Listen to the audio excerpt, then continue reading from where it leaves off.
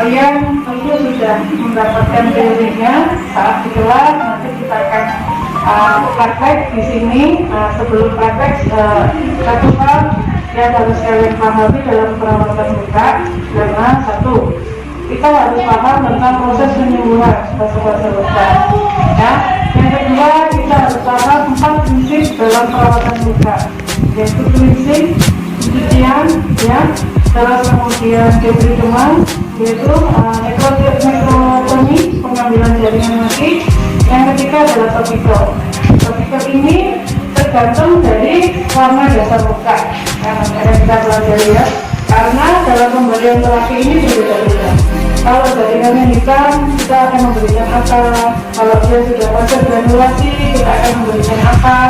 Kalau dia sudah fase epitelisasi, kita akan memberikan apa? Kalau lukanya itu infeksius, ya, atau banyak cairannya, banyak penyakit, kita akan memberikan apa tuh pada fase ketiga.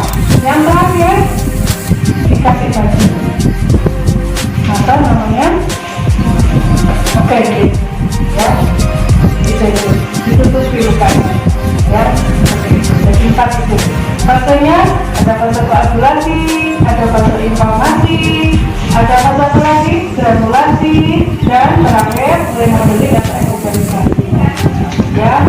Dan pengkajian luka itu adalah menjadi hal yang sangat penting. Ya. Kita tidak hanya luka orang pasien datang kita rawat terus kemudian ya sudah ya Pak, terima kasih gitu, ya. Ada banyak hal yang harus kita lakukan. Yang pertama, saat melakukan pengkajian apa, kita harus tahu kan pengkajian itu kan ada namanya anamnesa, ya, pemeriksaan fisik, dan kita melihat pemeriksaan penunjang.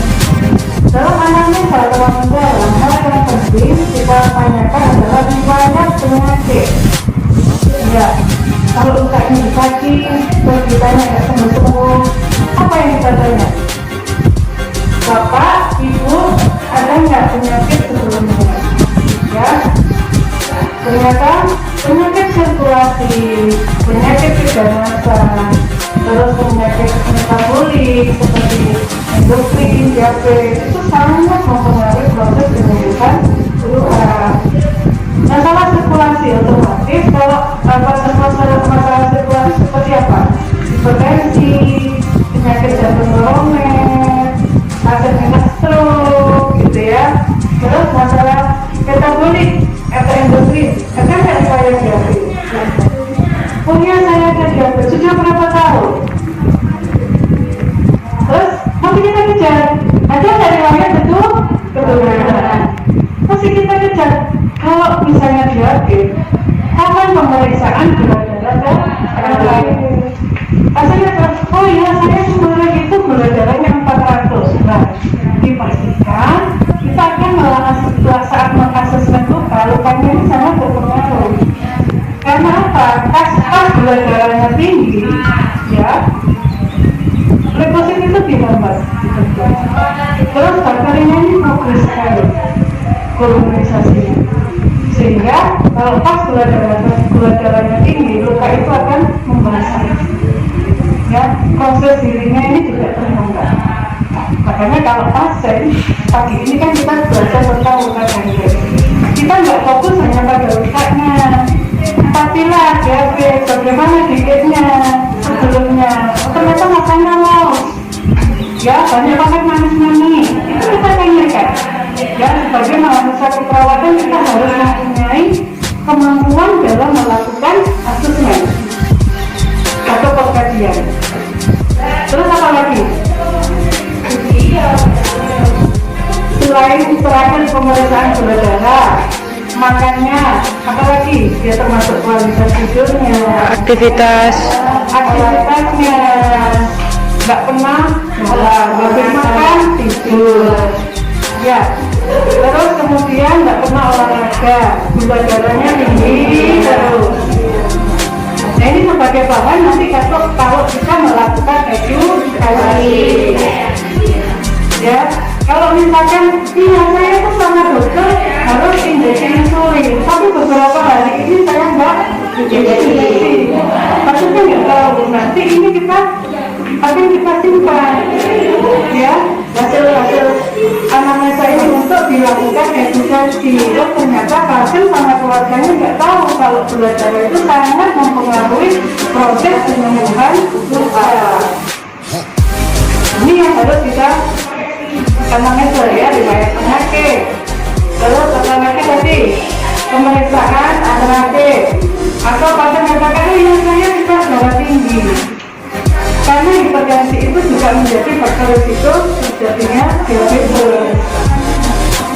Ya, penyakit jantung koroner. Nah ini masih anamnesa. Ya, setelah anamnesa, kalau ada luka, kapan terakhir luka itu timbul? Ini kemarin saya nutup pintu, terus kena pintu.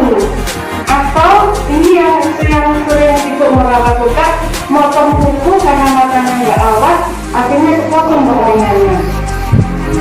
Ya, hal kecil. Atau ada knalpot karena neuropati, ya, rasanya ini sudah berkurang, sensasinya itu, sehingga sensasi panas ini juga berkurang. Karena neuropati saraf-saraf itu sudah mati, sehingga tanpa luka itu ditanya kapan terakhir luka itu timbul, penyebabnya apa? Kena knalpot atau motong kuku atau jatuh atau jalan tidak pakai sandal, kena batu.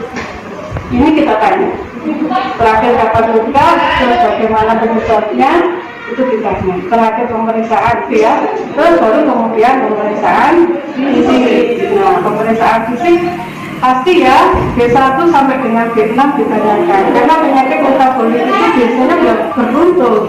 Ada masalah pernapasan sering sesak, ya. Oh ternyata konsentrasi gula darah tinggi terjadi ketoasidosis. Ketoasidosis itu salah satunya dia akan ada pernapasan trisno, ya. Karena ketonnya meningkat. Kenapa ketonnya meningkat? Karena gula darahnya tidak cukup. Sehingga terjadi pembentangan yang sama. Faktor ketonnya ini adalah komplikasi akut dari pasien dengan hiperglikemia. Ya memang kelihatannya merawat luka, tapi harus kita anamnesa, kemampuan menganalisa dalam proses pengkajian ini harus dibuka. Terus apa lagi? Yang kedua, sirkulasi tadi, tensinya berapa? Ada nggak darah tinggi? Nadinya berapa? Tahu-tahu tensinya berapa? Nadinya cepat. Pasien sudah besok. Kenapa?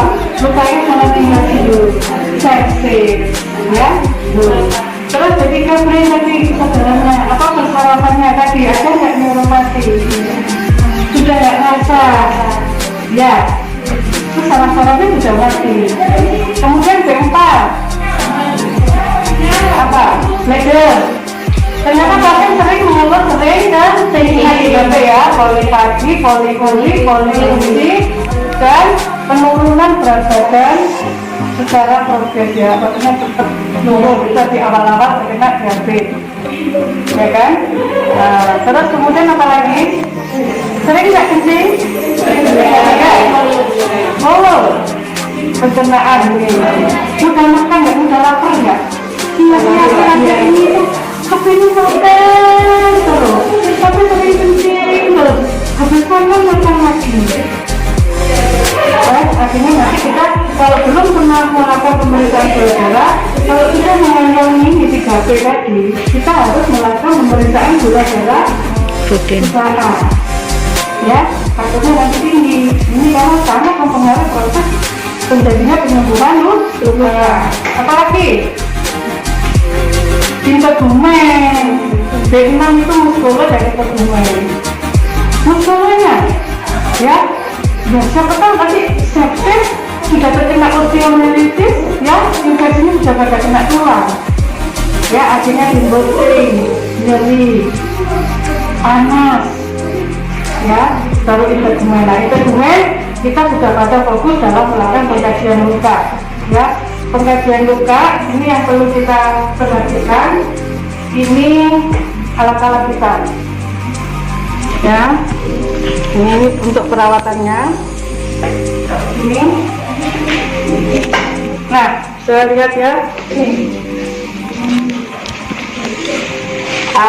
Ini adalah misalkan kayak pasang ya, kayak pasang di Coba dipegang. Ini atau ini untuk melihat ya, melihat lukanya itu bagaimana. Nah, ini ada macam-macam luka ya. Ini yang kulit normal, ya, ini kulit normal ya. Kulit itu ada lapisan apa? Dermis, ya, ini lapisan yang kulit yang normal. Dia masih berfungsi dengan baik sebagai barrier, melindungi ya, terus kemudian untuk kelenjar apokrin ya, mengeluarkan keringat. Nah, ini adalah macam-macam luka. Nah, ini luka ini ya, yang kita tahu kita bisa menggunakan banyak ya pengajian luka ya. Yang paling mudah menggunakan dengan rumus desain. D itu adalah di kedalaman. Grade itu kan macam-macam, ada grade 1, grade 2, grade 3, dan grade 4 ya. Grade 1 itu kulitnya ini masih ada, tapi dia sudah berubah warnanya, sudah kemerahan, sudah sedikit pucat. Itu sudah grade 1. Grade 2 mengelupas ya, sudah mengelupas epidermisnya.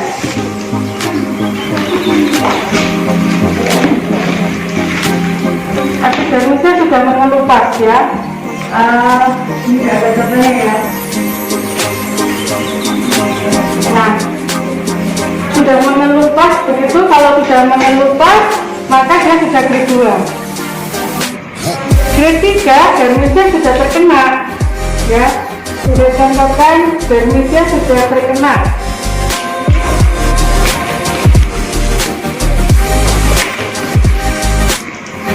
Nah, ini ya, sudah terkena hilang. Grade 4 itu tulangnya sudah kelihatan.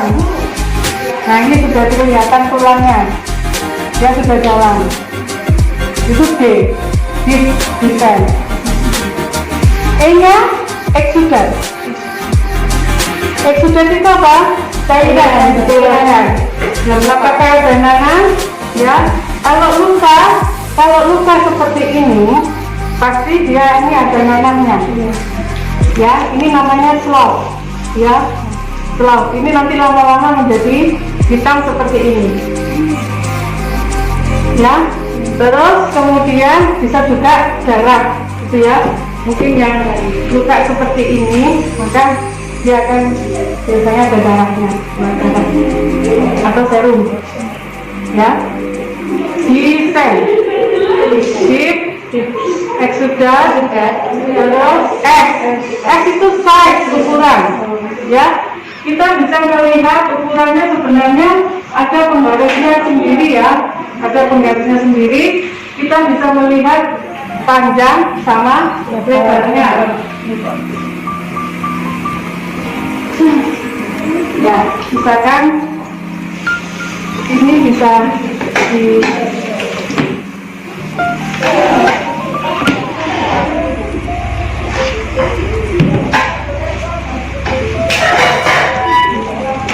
ini ya, kita bisa mengukur panjangnya berapa ya, panjangnya yang terpanjang, lebarnya berapa ya. Ini untuk menentukan luas luka, size-nya tadi ya, diameternya berapa. Harusnya memang bukan penggaris seperti ini ya, ada sendiri. Ini panjangnya berapa, panjang itu di pucuk sama pucuk, terus nanti lebarnya berapa ya. Atau bisa menggunakan metode jam. Itu ada ya, di jam berapa, 9, 12 ya, untuk mengetahui ininya macam-macam. Terus I itu ada nggak tanda-tanda infeksi? Apa tanda-tanda infeksi? Pupur, kolor, dolor, tumor, fungsi layar. Pasien dipastikan kalau ikat itu sudah terpapar bakteri ya, seperti begini. Ini pasti ya, pusnya ada Tapi kalau dilakukan kultur push, kalau diambil nanahnya akan ketahuan jenis bakterinya apa. Ya, selain itu juga untuk menentukan pengobatan antibiotiknya yang sudah resisten, yang masih sensitif itu apa saja. Tanda-tanda infeksi ya, coba ini kemerahan, ya kan? Kemerahan kulitnya. Terus kita raba, ada bengkak enggak? Berapa panas apa enggak? Ya, terus kata-katanya mengeluh, nyeri apa enggak? Kan ini sudah terjadi perubahan influenza, kulitnya sudah tidak berfungsi. Ini dipastikan kalau dilakukan asesmen dengan menggunakan desain, pasti infeksinya positif. Terus granulasi. Nah, granulasi kita kan masih ingat ya tentang tempat masuk penyembuhan luka. Kalau kena luka, misalkan ya luka akut ya, kena pisau seret, pasti berdarah. Ya, darah itu nanti dia akan lama-lama sebenarnya luka itu bisa sembuh sendiri kalau tidak terpapar infeksi. Ya, karena darah yang dikeluarkan itu mengandung platelet. Platelet itu bisa pembekuan darah. Ibaratnya sumur, dikasih batu, maka batu sumurnya itu akan buntu, gitu ya. Ya. Nah, itu akan nanti dia perdarahan tuh nanti mengalami juga, platelet itu juga mengalami fase kontriksi, mengecil begini, mengeluarkan darah dengan harapan darah tadi itu menutupi yang diuri tadi, luka tadi itu fase koagulasi. Fase yang kedua fase inflamasi.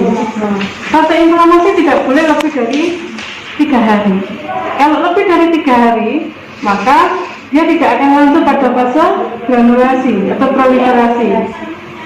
Karena apa? Luka itu dipastikan sudah terpapar infeksi. Fase inflamasi itu kan sel-sel inflamatori itu melekat pada luka, terus kemudian bekerja sama dengan leukosit untuk melakukan healing, memberi pagar supaya bakteri yang di luar itu tidak masuk luka, lukanya ditutupi, ya, diberi waktu untuk dia menyembuhkan diri. Kalau sudah lebih dari 3 hari tidak ada tanda-tanda infeksi, luka ini berlanjut pada fase proliferasi, di mana mati fibrit growth-nya itu akan tumbuh. Ya, warnanya akan kemerahan segar. Ya, ini ya. Ya, ini warnanya merah. Ya, warnanya merah. Ya, warnanya merah. Ya, terus yang terakhir adalah fase remodeling atau epitelisasi. Itu biasanya warnanya lebih pucat, kayak pink. Ya, sudah mulai tumbuh jaringan gejalanya yang nanti akan menutupi luka sehingga luka akan bisa sembuh kembali. Ya, itu granulasi. Granulasinya nanti kita berapa persen? Saya contohkan luka ini ya, luka di sini, nih, atau di sini lah. Berapa persen granulasinya? Atau yang inilah, yang ini, ya, yang di pantat ini. Berapa persen granulasinya? Ya, atau ini kan separuh N-nya itu nekrotik ya. Nekrotik itu jaringan luka, itu jaringan mati, ini sudah tidak berfungsi, makanya ini harus diluruskan ya, diberikan tadi yang topikal tadi, entah itu yang autolisis debridement yang dia akan melisiskan sendiri, pokoknya ini harus diluruskan, baru kemudian dilakukan tadi nekrotomi. Karena kalau nggak digunting atau nggak diambil, maka tidak akan tumbuh jaringan yang baru. Seperti pohon, ya kan? Yang daun yang kuning nggak diambil, maka dia nggak akan tumbuh daun yang baru. Prinsip luka itu seperti merawat tanaman. Dia dipupuk, disiram, dibersihkan, ya, supaya dia tumbuh lagi. Makanya perawat harus punya kompetensi dalam pengkajian, karena pengkajian yang bagus akan menentukan topiknya apa, tindakan selanjutnya bagaimana, edukasinya bagaimana, ya, untuk menentukan rencana tindakan selanjutnya. Seperti ini berapa persen? Ini ada swabnya, ada nekrotiknya, ada granulasinya, ya, kurang lebih berapa? Sekitar 40%, ya. dan slot ini 10%, nekrotiknya juga 40%. Jadi menggunakan persen. Nanti kita ikuti minggu ke-1, minggu ke-2. Ini kalau bisa dilakukan dokumentasi supaya tahu progresnya. Oh, luka waktu kita pertama kali merawat, minggu ini bagaimana perkembangannya, minggu selanjutnya, dan keluarga juga akan senang progresnya, entah lukanya itu membaik atau memburuk. Kalau memburuk kita cari tahu kenapa, bagaimana support nutrisinya, bagaimana penyakit penyertanya, ya, bagaimana tingkat stresnya, ya, ini sangat mempengaruhi, ya. Bagaimana kita lakukan juga, ya, termasuk pemeriksaan gula darah, HB-nya, albuminnya, ya, mungkin protein di dalam darah berkurang, itu sangat mempengaruhi proses penyembuhan luka juga. HB-nya turun, maka ya akan mempengaruhi proses penyembuhan luka. Gula darah tadi yang Ibu sebutkan tadi, ya, tuh. Terus yang ketiga N tadi ya, nekrotik sama dengan granulasi, berapa persen? Nah, itu dalam melakukan pengkajian luka, ya. Kita juga harus mengetahui tanda-tanda pasien ini sepsis atau enggak. Sepsis itu lukanya sangat terinfeksi, pasien pasti ada keluhan nyeri. Tadi ada tanda-tanda infeksi tadi, kalau untuk disertai nyeri. Terus juga kita lihat, kita juga melakukan pengkajian sekitar luka, kulit sekitar luka. Apakah ada iritasi, ya, mulai memerah, atau maserasi yang sudah mulai basah. Nah, itu sangat berisiko apa? Lukanya itu akan meluas. Ini harus diantisipasi dalam melakukan perawatan luka, ya, supaya lukanya tidak bertambah luas. Makanya kan kita harus mengukur luasnya, apakah makin hari tambah luas. Nah, jadi kalau melakukan perawatan luka, kita tidak hanya fokus pada lukanya, tapi juga kebersihan sekitar luka. Makanya tadi 4 prinsip cleansing ini juga harus diperhatikan. Makanya harus dicuci luka, ya. Kalau luka ini nanti makanya kita lakukan, ya, harus di-cleansing, dicuci boleh menggunakan sabun luka yang lembut, yang non-alergi, ya. Bisa juga ada penelitian dengan rebusan daun jambu, ya, kita ada odol, anti bakteri, akan keser. Habis itu baru dilakukan bercucian dengan menggunakan NaCl 0,9% yang sudah berstandar internasional. Itu nanti ada yang namanya sorbernya, yang itu yang sudah infeksi. Nah, terus tanda-tanda infeksi sudah, riwayat penyakit ditanyakan, kapan terakhir itu muncul, apa penyebabnya, pemeriksaan sebelumnya apa, penyakit penyertanya apa, terus kemudian kita lihat juga, ya. Nah, ini ya, coba lihat, ya, kalau pasien diabetes terus lukanya seperti ini, maka kita harus ada kata di PPA, inspeksi kalau pasti perkusi, kalau perkusi enggak, ya. Perkusi masih di auskultasi maksudnya. Infeksi. Nah, kalau misalnya ke kulitnya atau kakinya seperti ini, dipastikan kita harus merata akarnya pasti dingin. Karena apa? Sirkulasi di kakinya ini sudah berkurang, ya, perfusi jaringan perifernya terganggu. Makanya kita harus melihat nadi kaki lemah apa enggak dibandingkan dengan yang sehat. Bisa juga melakukan pemeriksaan dengan HB-TI, ya, atau radial index pressure. Apakah dia moderate, fast, severe, untuk melihat sirkulasi kaki. Diraba hangat apa? Kalau infeksi pasti panas dia, ya. Luka seperti ini kalau diraba pasti panas karena sudah ada tanda-tanda infeksi. Beda dengan luka yang seperti ini masih dingin karena masalah sirkulasi juga, ya. Ini berarti apa? Ini berhenti, ya, ini sirkulasinya udah nggak bagus.